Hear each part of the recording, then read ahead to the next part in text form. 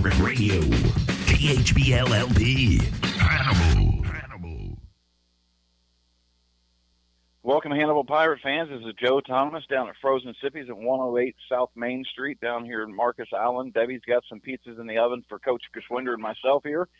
We got some pizzas, we got some breadsticks coming up here, and we got a lot of football talk over the next 30 minutes. Mark Dowell is away on business this evening down in St. Louis. Terry Sampson may come in here. We don't know that for sure, but we know Joel Booth is across the pond over there in Ireland somewhere. Kind of upset about that. Didn't get any kind of invite. We just see some posting pictures periodically from Joel Booth in certain taverns. But nonetheless, I've got a great guest here tonight, Coach Jeff Geschwinder. Coach, last week we had a great shutout against Moberly. You know, they were a little bit tougher than what we thought. You know, kind of coming out as far as you know, the guys in the radio booth, we figured we'd kind of roll them a little bit better. But you know what? It seemed like being down on the sideline, Moberly had a little bit of size to them, and they had athletes, and they kind of threw some mix up to us, some defense, some blitzing patterns. And we talked about that post game a little bit, but we'll kind of review over a little bit of that. So, you know, were you guys surprised in that as a coaching staff? Not really. You know, Moberly, they always come extremely well coached. You know, the past 3-4 years, they've given our offense some fits early on, you know, just because of the amount of stuff that they do. They change stuff up all the time, give you stuff that you're not expecting. But that was really good for us. You know, we needed that. Crank up the communication up front and those types of things as far as blocking schemes. But, you know, I knew they were struggling on offense because they were, you know, down a couple levels on the quarterback. But, you know, defensively, they're as good as anybody. I mean, they flat out play on defense. They got a bunch of guys that have been starting for the last 3 years since your sophomore year. You know, those two linebackers we had problems with last year, and they're both back this year, and a couple guys that can get off the ball up front. So, you know, defensively, our offense, their defense, you know, I knew it was going to be tough, but, you know, I thought that was good for our kids. They gave us some stuff, and we had to fix some communication and make some little adjustments. But again, was very good for us. It was a good physical game. I thought we played well. Just made little tiny mistakes here and there. And Moberly's the type of team, their defense, where, you know, if you make those little mistakes, they can make you pay for them and, right. and you know, can kick the ball away. And that, you know, that happened to us a couple times. Right. You know, their biggest problem right now is just consistency on offense. You know, if they had, you know, if they had their starting quarterback in there and maybe one or two more linemen, I think they could make some noise in Class 3. Yeah, and we talked a little bit about the athletes they had. You know, the Kavion Tiger, I believe, is their running back. Is he a senior this year, Coach? Yeah, he was All-State last year. Yeah, he is a phenomenal running back, and you know, we kind of talked a little bit there on the radio. Mark, especially there in the booth, was kind of mentioning about, you know, maybe their offensive scheme should just involve him. You know, they produced with him. He had a pretty good game. You know, their yards per game for Moberly didn't really show what Kavion did, just due to the fact that the defensive line, and including Trey Hoskins, launching the center up in the air like he was one of Santa's reindeers, getting back there and causing mayhem, you know, and getting them sacked for loss. I mean, that kind of offsets what the rushing yards are for them. You know, I think that was one thing that kind of threw us a little bit too. Maybe not threw us, but we hadn't seen that intensity out of. I don't know if Dad got on to Trey that night or in the last weeks or so, but seeing that fire underneath Trey Hoskins is got to be kind of a good thing to see, especially coming into the late part of the season, getting ready for the playoffs.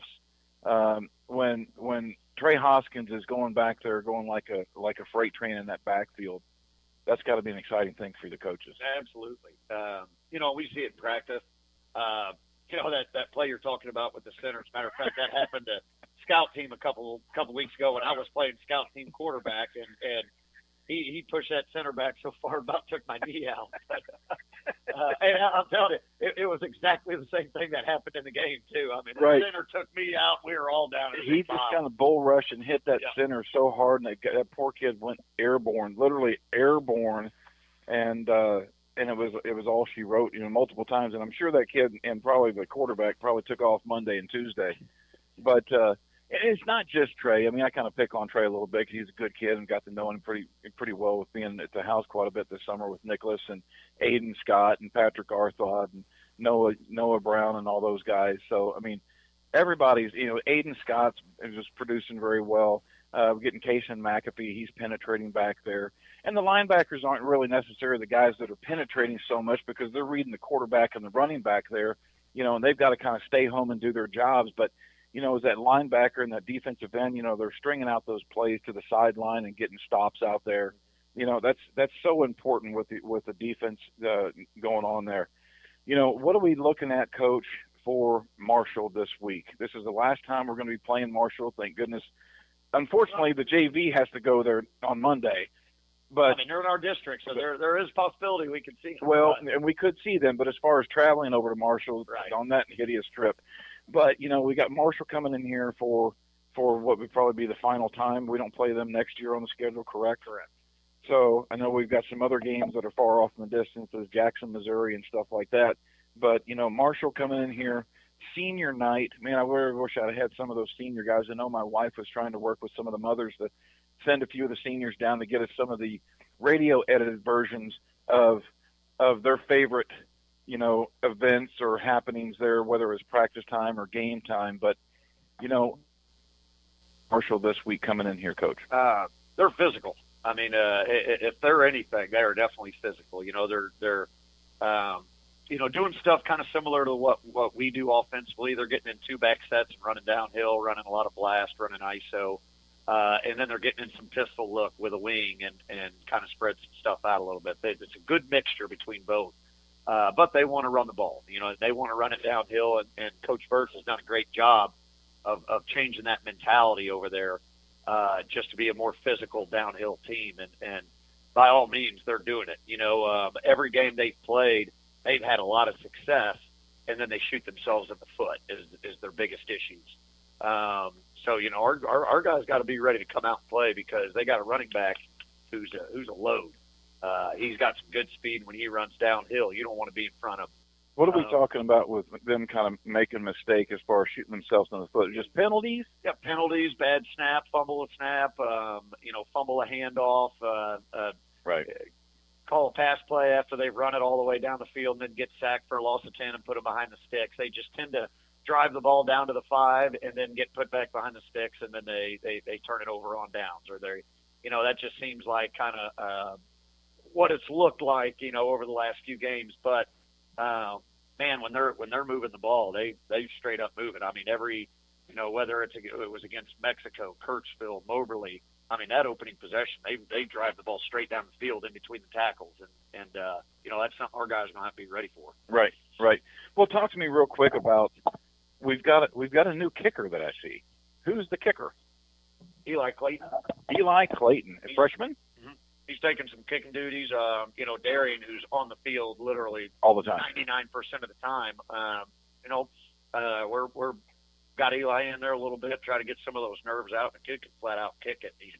I've heard that he can really boot it. He can. He's getting pretty darn good at kicking PATs too. He's just working that timing, getting comfortable with it. So right. We're gonna keep giving him reps, and heck, Friday he came down, made a good kick, kid broke it. He made a good open field tackle. Oh, he did. I remember seeing that there. I was very impressed with that. He stuck him really well too. I'm telling you what, kid can play. Jay, you come watch him in JV, and he plays good defense and offensive line. Well, excellent. Well, Coach, I'm going to let you eat a piece of pizza here. I'm going to send it back to the studio there with Danny. But this is Joe Thomas, KHBL. This is Pirate Talk down here at 108 South Main Street, Frozen Sippies. Come on down and visit us, guys. Great pizza, great time. Lori Dow made a huge batch of her homemade chocolate chip cookies. And if I don't get rid of these are going to go around my waist here when I get home tonight. But we'll be back here in about 2 minutes. This is Joe Thomas, KHBL 96.9 FM. Ready, go! Pirate Radio, KHBL-LP, Hannibal. Welcome back, everybody. This is Joe Thomas with KHBO. This is Pirate Talk down here at Frozen Sippies, 108 South Main Street. Sitting here with Coach Jeff Geschwinder. We've kind of talked a little bit about last week's Moberly game, and then we started talking a little bit about Marshall. Excuse me. And what we kind of talked about over the break was that Coach Geschwinder said that Marshall, the coaches from like Moberly and other schools have said, look, don't sleep on Marshall because they are a very physical team. They're not as physical as you guys, but they're close, you know. So we may have a little bit better ball game that we've had in the past, you know, on Friday night against Marshall because of that physicality that they're going to bring in here. And it's like every single game, you know, that we play. I think Moberly brought it against us as hard as they could, and it was a 27-0 shutout. Yeah. You know, I was thinking we were going to have maybe an early deal and we go to Lula's and have some shrimp after that, but that wasn't the case because they brought the best in them. Yep. You know, and that's what Hannibal does to these teams. And I think Marshall's going to try to come in here with their best foot forward, knowing this is the last time they're going to play Hannibal Pirates, and they're going to want to try to leave a mark on us. Yeah. Would you agree? Absolutely. You know, they're going to pull out all the stops, but they're for sure. You know, they have nothing to lose. You know, they're going to come out and they're going to give us everything. You know, they know we're in the same district, so you know, being able to knock us off, that'd be huge for their district seating and district placement. So, you know, they're going to be ready to roll. They're going to come out fired up, and they got a bunch of guys coming back from the past years. You know, they got a quarterback that's been starting since his freshman year, and he can flat out run. I mean, that kid got some speed. Right.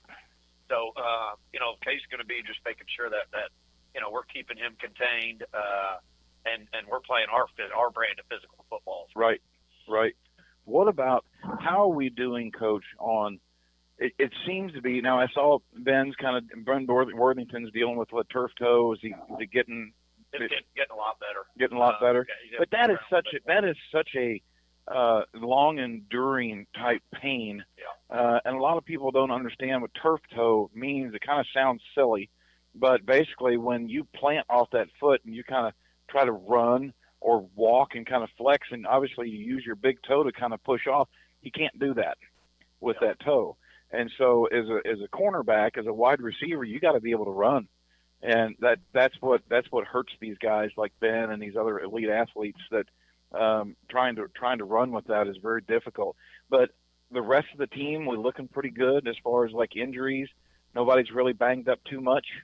You know, Noah Brown's dealing with a foot. Right now, you know, that's you know, not as bad as what we initially thought that it was going to be. He'll most likely be out this week. Good. But you know, we'll reevaluate him next week and just go from there. Oh, being out. I was sorry. I didn't mean good. I thought good that he would be out on the field playing. So we're probably going to keep him down this week. Right. Yeah. Okay. You know, it's one of those things. He has some things on the top of his foot, some sprained ligaments up there that just takes some time to heal. Yeah, he kind of mentioned to me like he had somebody step on his heel when his foot was kind of in a planting position. Like very weird situation.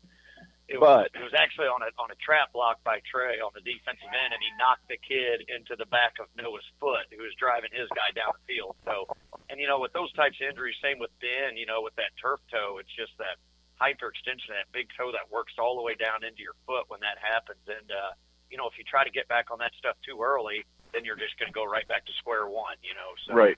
It's one of those things that just have to be completely healed before you get them back going again. Now, our wide receiver core, boy, those guys looked pretty sharp the other night. I know Cash had one ball that kind of went through his hands there, but you know, it was a little hot. It reminded me of a Brett Favre slinging, you know, bullet to him. But you know, Reed Holiday had a great touchdown catch, and then just a phenomenal 2-point conversion catch back there. But it's got to be really joyful, I guess it would be the word I kind of say, comforting, knowing that you've got wide receiving core, and not just one, not just two, but you got quite a few guys. And I just have to laugh, and I know Joel Booth probably gets a kick out of it, because when Trey Hoskins gets a pass on him and he catches it, he's essentially a lineman running with it. Yeah. I mean, you know, when you got a 6'5" guy, 290 pounds, running full tilt, it's going to take about 5 or 6 hits before he gets a little bit teetering to go down. Yeah, absolutely. You know, and that's why we run him on a lot of those little stop routes and just get the ball in his hands and let him catch it for 5 and drag guys for another 10. Well, it's what it looks like. It looks like when sometimes we've got that 3rd and long, it's like I kind of tell the guys in the booth, it's like maybe look for that Trey Hoskins, you know, 6-7 yard curl, and then let him go to work. But you know, I'm very excited for this crew of guys. going into this season here, and of course, it's everybody's fault that we look deep. We look really deep into the playoffs, and you never want to do that. But with these kind of guys, with this crew of teams, there is something very special, right, Coach? Absolutely, and kind of knew that coming in with such a big senior class. We came in the season with 18 seniors, and a majority of those guys have been playing.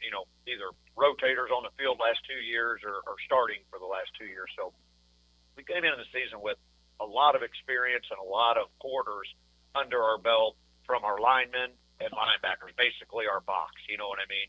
Plus, a couple running backs too. But when your box is loaded with seniors, that's a really big thing, and not just seniors, but big old burly strong seniors right. like we have. Those guys, they just want to play physical football. They love it when we're running downhill, when we're attacking on defense, and then you add that with the speed that we have too. It's pretty dangerous. So right. The main thing is just keeping that focus level up and just cleaning stuff up as you go along, adding new little wrinkles here and there, and let the kids play. That's the thing that we asked James Wetton last week when he was sitting in here with us with Mark and I. We just kind of said, James, how many plays roughly do you think that we have not even seen yet of the high school? He just looked at me and he's like, a lot of plays, which, you never want to divulge any of your secret type of plays or your big kind of plays, especially getting, going through the first part of the season, getting into the playoffs, because you're going to have to pull some stuff out of the Rolodex. Yeah. Absolutely, and that's something that us as coaches have really had to be careful and kind of take a step back a second, because we've got so many talented kids and big bodies. You can right. do pretty much anything that we can think of. We would have the ability to do it. Right. We just have to be careful that we're not throwing in too much stuff to where we're doing a lot of things pretty well, where we just want to be able to do our thing really well and then add those wrinkles in as we go, so but that's a good problem to have. Right. It's a really good problem to have. The play that we've seen the last couple of weeks a little bit, and we're very interested, and I guess from what we call it, I don't know what you guys call it, but we call basically the you're inside the 5-yard line, and all of a sudden we see the linebackers as the running backs. I don't know what that's called, whatever that is, but we see Casey McAfee lined up and James Wetton. We said, James, that ball ever coming to you? And he said, I told Wyatt Dorsey that unless that hole is big so I can drive my truck, do not hand me the ball. That's our power eye, and just our big body power eye. And really we have the ability to put a little more speedy power eye in there. Very also, much so. Because you can do a lot of stuff on power. A lot of people see power eye and just think, well, it's just a bunch of bodies running downhill. You know what I mean? Where right. You can put some pretty good schemes together running power eye, and our kids just love it whenever we call for power eye. We love it too. We're like, oh, it's McAfee and Wetton, and that's what we love about this group, is that they just love that physical style of football.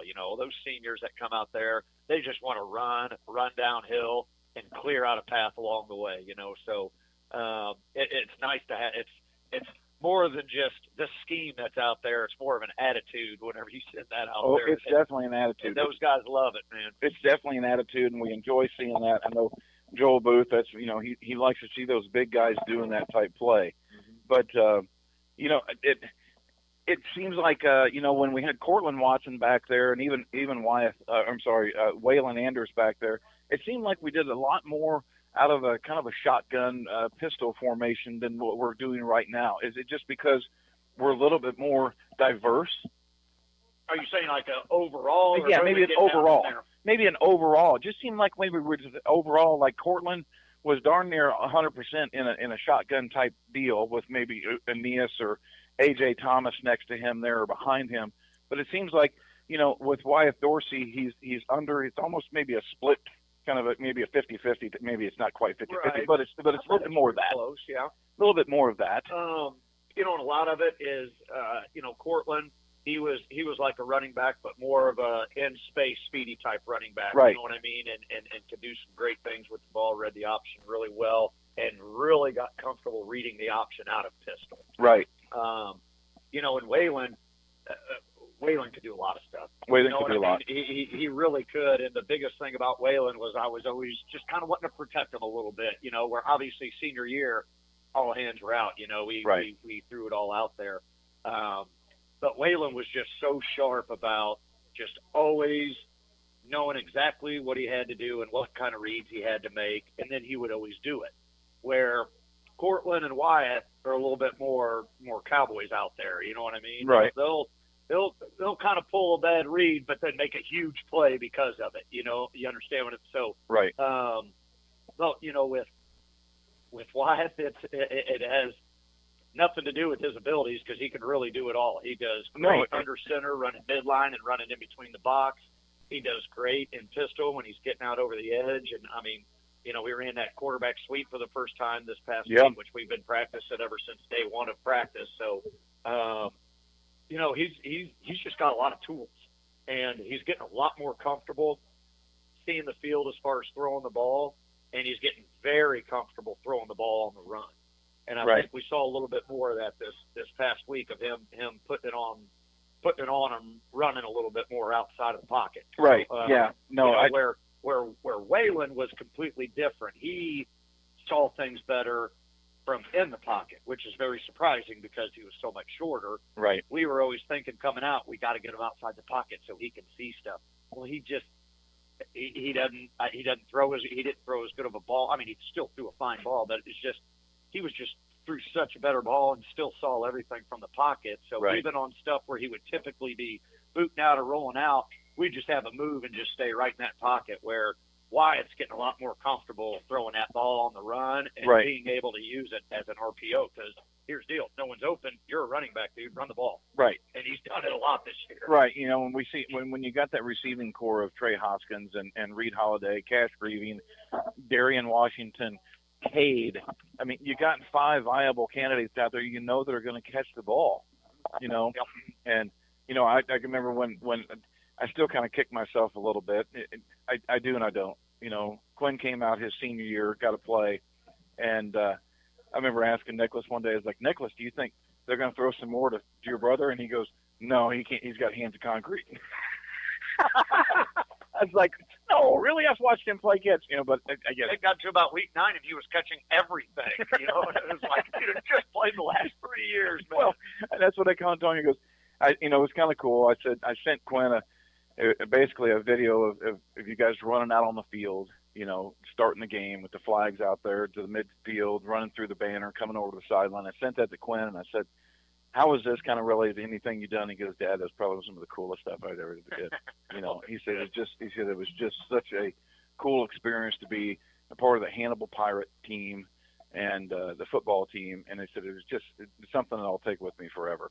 And I think a lot of these guys too, and of course these seniors on senior night, and of course Mother and I will probably be pretty weepy-eyed with Junior, baby boy being the last one coming through here. But we also expect to also have quite a few more home games because of playoff, home games here too. But, I think that Marshall's going to be a better game than probably what we anticipated because they're going to be a very physical team, correct? Yeah, they're going to be. We better be ready to play. Better be ready to play against Marshall, and then the week after that is going to be our final game, and that's going to be down at Fort Zumwalt West, which it was a little bit of a shock to see that they beat Troy Buchanan 21-7 last week. It was 21-0, really. It was till the end. Till the end there. I don't know if that was a mercy touchdown that they got there or not. But nonetheless, we'll have a good game here this Friday night, guys. Come out and see us here. We want to pack these stands for these seniors. There's 18 seniors on senior night here. It's also homecoming. It's going to be the final game that we get to play Marshall for a long time, unless we do see them in the playoffs here. But then, this is the seniors' final showdown at home for the regular season game. So, come out and support them. Come out and support the coaches there. Let the Pirate faithful kind of ring out that night there. We got the beautiful stands there. It's going to be about 80 degrees still at that game time. Still going to be warm. So one of these games is going to be like 80, and then it's going to be like 15 degrees. Yeah. But Coach, thanks for coming in again here with us this week, and then we're looking forward to Friday night's matchup against Marshall Owls here at Porter Stadium, 7 o'clock. 6:30 is going to be the senior night events coming out there on the field announcing all the seniors. And, looking for a great game and come out and support those Hannibal Pirates for 96.9. This is Joe Thomas for my partners, Terry Sampson, Joel Booth, and Mark Dow. We'll see everybody on Friday night there at Porter Stadium. We're going to be on the air at 6:45. 7 o'clock is going to be game time. And this is Joe Thomas. We'll see you guys Friday night, 96.9 FM. Ready, go! Pirate Radio, KHBLLP, Animal.